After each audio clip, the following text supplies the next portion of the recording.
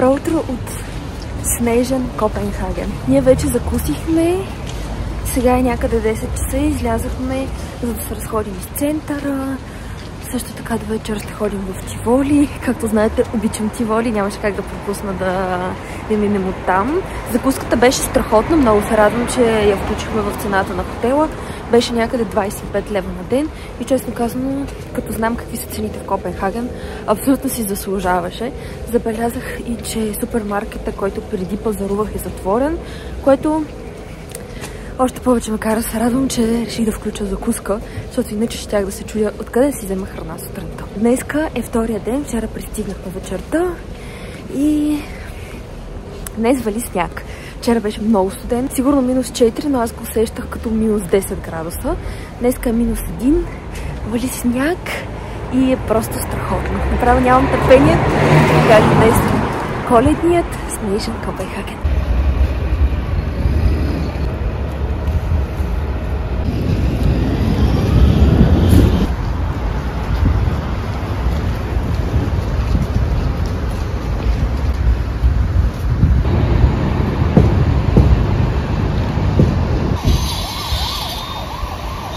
Тук може да видите, че вече украсяват голяма телха, която се намира точно до общината. Надявам се да успеем да я хванем, когато е напълно украсена. Бъде супер яко.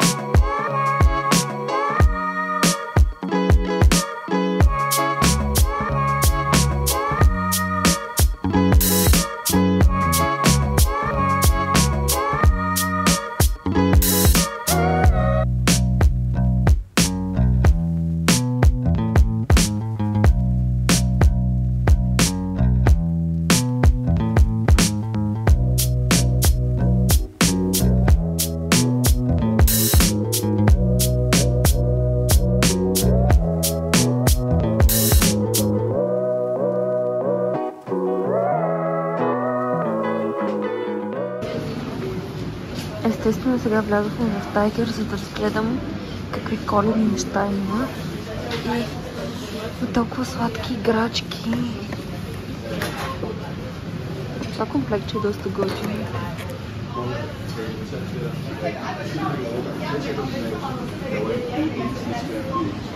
Това са единичните играчки. Има хот-дог. Тук има круасанчета, които изглеждат много сладички. Това май е гъбка. Да.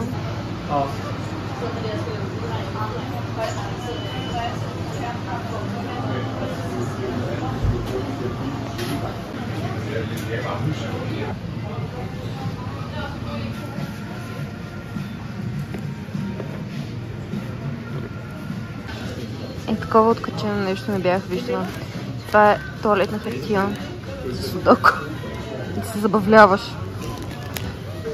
Прибрахме се сега в хотела след малко, не много малко, час и половина ще излезем за Тиволи, но взех си от 7-Eleven нещо за хапване. Затова спайси тако, което мисля, че е с някакво веган месо. Тези сокчета смути, това е смути, които много обичам да си взимам, когато някъде пътувам. И тези канелени кифлички, в които се влюбих. Хапнах такава на закуска и много ми харесаха. Това ще хапвам сега. Deck is rigged in some fashion. Yeah, fine. Get another deck and I'll do the trick with that. So you're saying this is a regulation deck? I'm saying believe in magic, you muggle.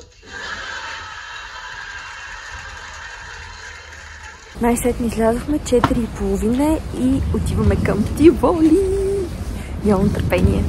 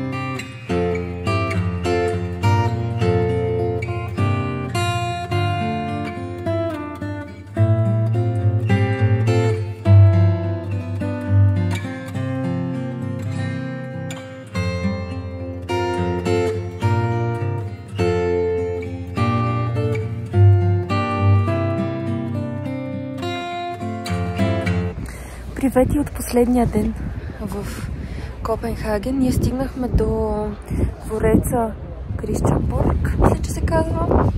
Ето тук. И идеята беше да се качим на колата, която е до двореца, но се оказа, че тя е затворена.